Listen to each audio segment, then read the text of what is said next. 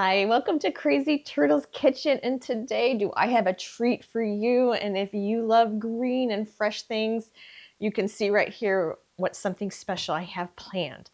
So this recipe, it's a ricotta, it's called Ricotta al Forno, so it's kind of a baked ricotta cake pie. It's a savory thing, and it's a wonderful thing to make, particularly in the summer whenever your herbs are abundant. And I typically like to bake my things in the morning before it gets too hot. And this makes a lovely dinner when it's kind of too hot in the evening to bake, or I feel it's a little too hot and I don't want to turn on the oven. Additionally, it makes a wonderful thing to bring to other people's picnics or get-togethers. And again, it's not strictly a summer thing, but as you will see, you might start craving it. Hopefully that's the thing.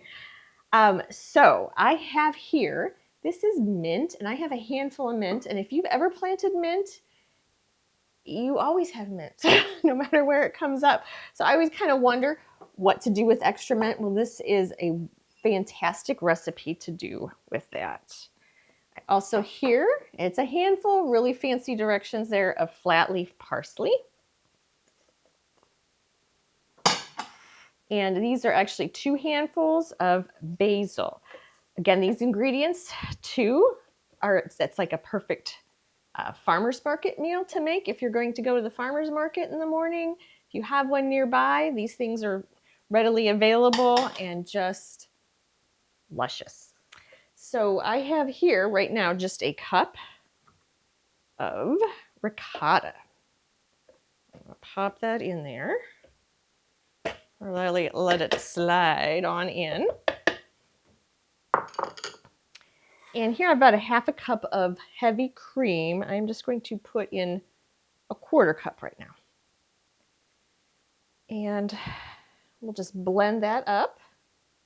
And while I am blending, I will get my extra cup of ricotta and the rest of my ingredients. So I hope you can see that, oops, I don't want to take it off, that this is a lovely bright green. And I am going to add the rest of the cheese, the ricotta. And I know ricotta sometimes can be an expensive ingredient. I only make this because I can find my ricotta at a reasonable price. The rest of my cream, we're going to blend that up. And my oven is preheating to 450, so it's a little bit high, but this won't have to bake too long. And we will just add our eggs one by one.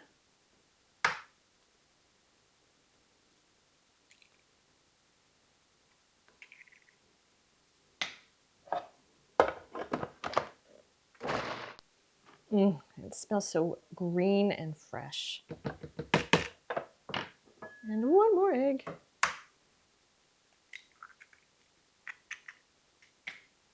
A little salt and pepper. Ooh. And probably, if you want to measure, about a teaspoon. I did the kosher salt. Probably half a teaspoon of pepper.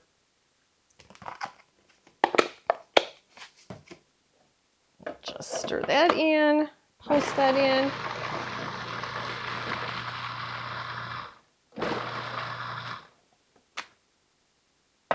And then I have, this is about 1.25 cups. I said grated, I did shredded. You can do either. And I am just going to gently pulse this in because I just don't want it to beat to pulverize it.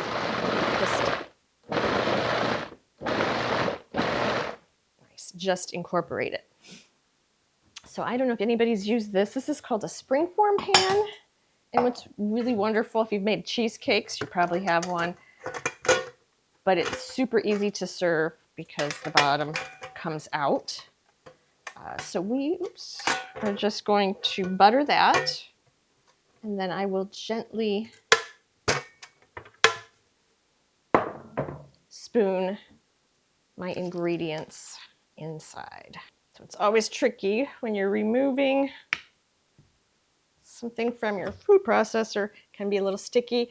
And I always put my finger in the bottom to hold this. Otherwise, it will dump all over and you'll have a bit of a mess.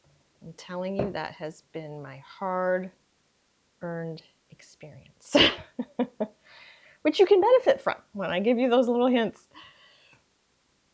Hopefully avoid some messes, but we all learn from mistakes. I guess that's the good thing about making them. We learn more maybe than we would have otherwise. So look at that lovely green. I'm so excited for this to come out. It'll be wonderful to not make anything for dinner, or I have made it, and then just serve this with a nice salad. Super refreshing and kind of the perfect thing on a hot summer day. But again, this makes a wonderful meal or part of a meal when you are having maybe a bunch of appetizers. You can kind of cut this into small pieces along to serve with like meats and cheeses, and it is hearty enough to be filling. So I'll be right back. I want to show you the final part that I like to add before we actually bake it. So I hope you can see that gorgeous green. It is, it's my favorite color, so I love seeing it. So what I am going to do, and this kind of allows you to have a little bit of creativity, I have some pitted Kalamata olives, and I am simply going to have them kind of make my own little design on top. So I kind of did like a little geometrical, but flower. You do whatever you want. I kind of think next time I'm going to try like a spiral. I think it would be real pretty. So I'm going to bake this for about 20 minutes. You're going to want to keep an eye on it, probably starting at the 15-minute mark, just to check the edges. And you want them to be golden brown, but not kind of like a light golden brown, not like a dark golden brown. Okay, see you soon for the final result.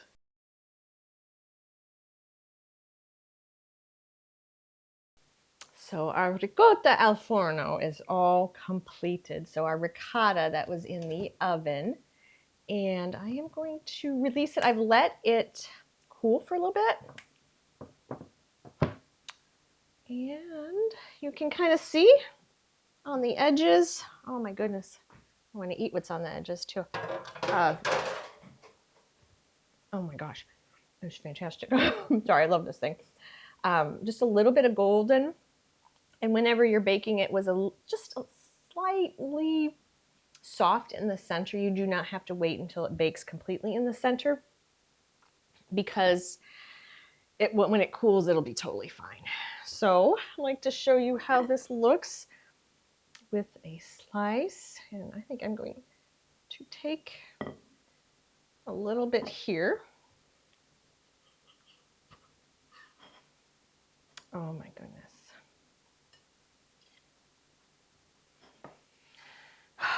I just want to devour this now. But the combination of herbs and the cheese and then the sharpness of the Kalamata, it's just really unbelievable. But again, I love this for dinner on hot nights, and it's really a nice dish to take when you're bringing in for dinner, or even as a series of appetizers. Thank you so much for letting me share this with you and hanging out with me in the Crazy Turtle Kitchen, where we kind of try all kinds of stuff inspired by cuisines from all over the world. Hope to see you again soon for another adventure. Take care.